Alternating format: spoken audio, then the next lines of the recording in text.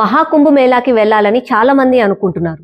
కానీ అక్కడికి వెళ్ళాలి అని అంటే అరేంజ్మెంట్స్ ఏమున్నాయి? అక్కడికి వెళ్ళిన తర్వాత ఏమన్నా ఇబ్బందులు ఉంటాయా? అసలు వెళ్ళగలుగుతామా లేదా అని చెప్పి కొంతమంది సంకోచిస్తున్నారు. నేను నా పర్సనల్ ఎక్స్‌పీరియన్స్‌తో చెప్తున్నాను. వెళ్ళాలి అన్న ఆలోచన మీకు వస్తే డెఫినెట్ గా స్టార్ట్ అయిపోయింది. అక్కడ ఉన్న భగవంతుడు, అక్కడ ఉన్న శక్తియే మిమ్మల్ని అక్కడికి తీసుకొని వెళ్ళిపోతుంది. It's really a nice divine place. దేనికి హెజిటేట్ అవ్వకండి. వెళ్ళాలి అన్న ఆలోచన వస్తే ఇప్పుడే స్టార్ట్ అయిపోండి. నేను నా పర్సనల్ ఎక్స్పీరియన్స్ తో చెప్తున్నాను. మనం ప్రయాగరాజ్ కుంభమేళ ఎక్కడైతే జరుగుతుందో అక్కడికి వెళ్ళాలి అని అంటే లక్నో, అయోధ్య, వారణాసి ఈ 3 నుంచి మనం కనెక్ట్ అవ్వచ్చు. పోతే అయోధ్యకి వారణాసికి కంపేర్ చేస్తే లక్నోకి కనెక్టివిటీ ఎక్కువ ఉంది. బికాస్ ఇట్స్ క్యాపిటల్ సిటీ కాబట్టి మీరు బై బస్ అన్నా, ట్రైన్ అన్నా, ఫ్లైట్ త్రూ ఎయిర్వేస్ ఎలాగైనా వెళ్ళాలి అంటే ఇక్కడ మనకి ఎక్కువ దొరుకుతుంది. బికాస్ చాలా డిమాండ్ ఉంది కాబట్టి ఆల్ ఆఫ్ ఎ సడన్ మనకి టికెట్స్ దొరకట్లేదు. నేను ఒక 12 hours స్పాన్ ఇప్పుడు వెళ్ళాలి అని అనుకున్నాను, వెంటనే బుక్ చేశాను కాబట్టి నాకు కష్టమైంది టికెట్స్ దొరకడము. కాబట్టి నేను ఎలా ప్లాన్ చేశానంటే నేను లక్నోలో దిగాను, త్రూ హైదరాబాద్ లక్నోకి వెళ్ళాను. లక్నో నుంచి అయోధ్యకి 140 kilometers త్రూ రోడ్ కార్లో వచ్చాను. అయోధ్యలో స్టే చేశాను. అసలుకి నేను అయోధ్యకి వెళ్ళిన తర్వాత నేను రిటర్న్ టికెట్స్ బుక్ చేసుకోలేదన్నమాట. ఎందుకు అని అంటే అయోధ్యలో క్రౌడ్ ఉంటుంది, ప్రయాగ్రాజ్ లో క్రౌడ్ ఉంటుంది, అసలు దర్శనం కావాలంటే ఎన్ని గంటలు పడుతుంది, ఎన్ని రోజులు పడుతుంది అని భయపడ్డాను. కానీ యూ వోంట్ బిలీవ్, లక్షల మంది జనాలు అయోధ్య భవ్య రామ్ మందిర్ లో ఉన్నారు. కానీ నా దర్శనం గంట సేపట్లో అయిపోయింది. అక్కడ ఎలాంటి అంటే ఆపడాలు అలాంటివి ఏమీ లేదు. యూ పీపుల్ విల్ అంటే పోతూనే ఉంటాము, దివ్యంగా మనకు దర్శనం చేసుకుంటాము, బయటికి వచ్చేస్తాం. చాలా easy and it's really a nice experience. Ayodhya Ram మందిరం తర్వాత 170 kilometers నేను ఎర్లీ మార్నింగ్ రూమ్ తీసుకున్నాను, అక్కడే స్టే చేశాను.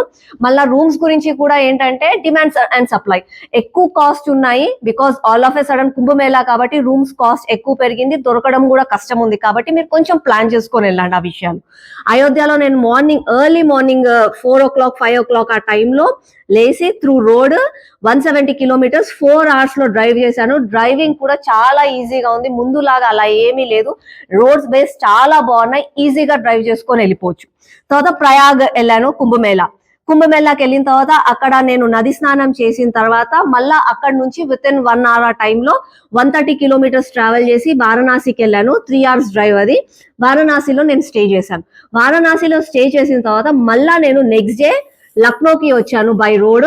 వచ్చి నేను లక్నో నుంచి ఫ్లైట్ తీసుకొని వచ్చాను. ఎందుకనంటే నేను సడన్ గా ప్లాన్ చేశాను కాబట్టి నాకు వారణాసిలో కానీ అయోధ్యలో కానీ నాకు ఫ్లైట్ టికెట్స్ దొరకలేదు. నేను ఇదంతా జర్నీ మంచి దర్శనము, వారణాసిలో ఒక 2 గంటలు అయింది శివుని దర్శనానికి. ఇవంతా అయిన నాకు టైం వచ్చేసి 60 hours. 60 hours లో నేను ఇదంతా జర్నీ కంప్లీట్ చేసుకున్నాను. పర్ హెడ్ అంటే నేను త్రూ ఫ్లైట్ వెళ్ళాను, అది కూడా లాస్ట్ మూమెంట్ లో బుక్ చేసుకున్నాను కాబట్టి నాకు 35,000 rupees పడింది సుమారుగా. అండ్ ప్రయాగ్రాజ్ కి వచ్చిన తర్వాత అసలుకి 25 kilometers దూరంలోనే మీకు ఒక ప్రపంచం, ఒక దైవానికి ఏంటి అన్నది అక్కడ మనకు కనిపిస్తుంది. చాలా మందికి చాలా అంటే 25 kilometers ముందు ఆపుతున్నారంట, అదంట ఇదంట, అంత దూరం నడవాలా అని ఆలోచిస్తారు. మీరు నడవడాని గురించి ఏమి హెజిటేట్ అవ్వకండి. అరేంజ్మెంట్స్ గురించి అయితే అసలు భయపడకండి. ద గవర్నమెంట్ యూపీలో ఉన్న Yogi Adityanath has made wonderful thing. మీకు అక్కడ ఎలాంటి అంటే డిజిటల్ AI అన్నిటిలో ఉంది. మనం ఎక్కడ ఏది ప్రాబ్లమ్స్ లేవు, అన్ని దగ్గరలలో టాయిలెట్స్ ఉన్నాయి, టెంట్స్ ఉన్నాయి, ఎలాంటి ప్రాబ్లం లేకుండా ఈజీగా వెళ్ళిపోతారు. సో ప్రయాగరాజ్ అంటే జనరల్ గా చెప్తున్నాను, దిస్ ఇస్ అ థింగ్. అయితే ఇక్కడ ఏంటంటే సెక్టార్స్ ఉంటాయి. అంటే this will be for the parking. ఇది పార్కింగ్ కార్నర్స్ లాగా. పార్కింగ్ కార్నర్స్ పక్కనే టెంట్స్ ఇచ్చారు. అదే టెంట్స్ లో పక్కన మళ్ళీ మనకి టాయిలెట్స్ అవి ఉన్నాయి. మళ్ళా ఇదంతా రోడ్. ఇలా వచ్చిన తర్వాత ఇక్కడ కార్నర్ కి వస్తాం. ఇవన్నీ టెంట్స్, ఇట్లా మధ్యలలో పార్కింగ్స్ ఇచ్చారు.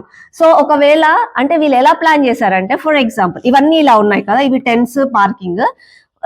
ఎవరన్నా ఫస్ట్ వచ్చిన వాళ్ళు, తొందరగా వచ్చిన వాళ్ళు, ఆ టైంలో క్రౌడ్ లేదు ఏమీ లేదన్నప్పుడు కార్ ఇక్కడ పార్క్ చేస్తారు.